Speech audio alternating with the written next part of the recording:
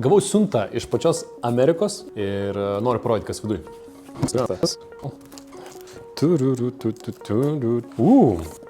Nice.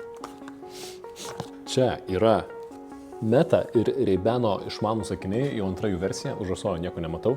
Nežinau, kaip man reikės jų nesulaužyti per savaitę. Jie filmuoja, turi 5 mikrofonus, gali live streaminti. O, wow, girdėjau juos suskumbant.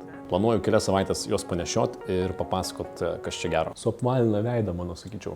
Dalis viso šito reviewso tai yra išsiaiškinti, ar tai yra taip creepy, kaip skamba.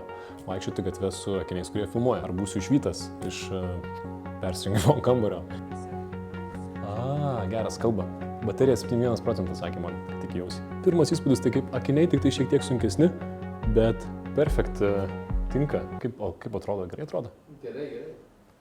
Oh my god. Gerai, tai dabar 2 savaitės man išbandymui ir grįšiu papasakot, kas gero su jais.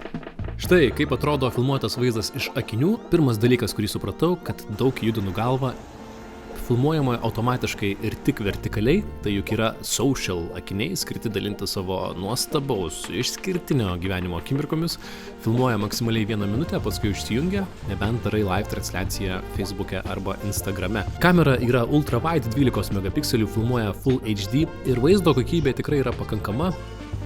Atostogavau saulėtose kraštuose, ten saulėti spalvoti vaizdai. Štai koksai paukščiukas nutupė kaip Disnėjaus princesiai. Ir tikrai buvo kadrų, kuriuos užfiksuoji, nes labai paprastas su akiniais. Pavyzdžiui, Siksto koplyčios lubos Vatikane, kurias nutapė Mikelandželas. Jų negalima filmuoti. Čia, pavyzdžiui, galimai važiuoju bagažinėje, negaliu nei patvirtinti, nei paneigti. Arba nešu 2 bokalus alaus nealkoholinio draugui, arba vedu renginį, pagaliau kažkas legalaus. Arba štai toks pūlo kadras, man kaip filmuoti mėgstančiam žmogui vien estetika yra įdomi.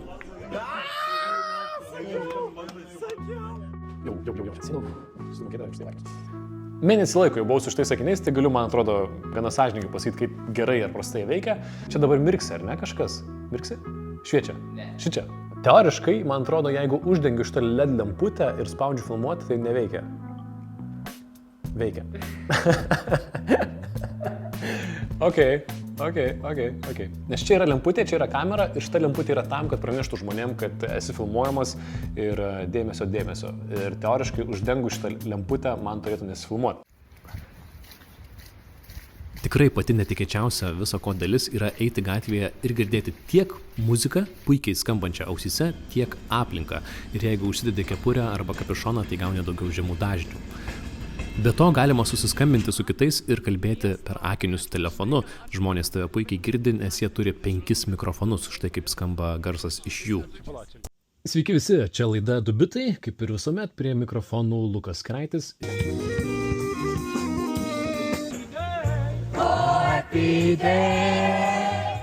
Nu čia atsimenu, kad gražiau dainavau, nežinau, matyt, čia kokybė akinių jau ne ta. Girdi? Kaip čia? Tai va. O žmogus per atstumą, čia tikriausiai jau nieko negirdi. Galima čia valdyti garsą, tai yra garsiau, tyliau, paspaudžiu, perjungiu dainą Spotify'uje. Šis mano modelis yra skaidraus stiklo, bet akiniai automatiškai patamsėja lauke, užtikę saulės spindulius UV ir tampa akiniais nuo saulės. Čia nėra šitų akinių išskirtinumas, optikose jau galima užsakyti tokius stiklus, bet man buvo pirmas kartas ir visiškai pasitvirtino, o ir ramiau ant dūšios, nes čia ne 2012-ieji, kai hipsteris pirktum vien storų akinių rėmelius su plasmasiniais stiklais, kurie net nepagerina regėjimo, o maniškiai dar apsaugo nuo mėlynos kompiuterio šviesos. Žodžiu, šitie akiniai yra netgi ir akiniai. Hey Meta, take a video. O, filmuoja. Kadangi Lietuvoje akiniai iš vis nėra pardavinėjami ir oficiali programėlė nėra palaikoma, man tai reikėjo šiek tiek apeiti, ačiū Jonai, tų balsų suprantamų komandų yra vos kelios, nors pavyzdžiui Jungtinėse valstijose galėtum paklausti kažko apie aplinką ir pavyzdžiui gautum atsakymą, kas čia per pastatas priešais mane, bent jau taip žada Meta kūrėjai. Pabaigai keletas mano minčių apie šitų akinių naudojimą kasdienybėje, kuris, man atrodo, yra problematiškas, kadangi jau dabar turim telefonus ir socialinius tinklus, kurie leidžia kasdien fiksuoti akimirkas ir pilna situacijų, kai nesupranti, ar turėtum išgyventi, ar turėtum fiksuoti, ar gali valgyti tą maistą, ar turi palaukti, kai kažkas nufotografuos. Ar gali laisvai šokti savo ant stalo, ar bijai, kad kažkas nufotografuos, nufilmuos ir įdės į Instagramą.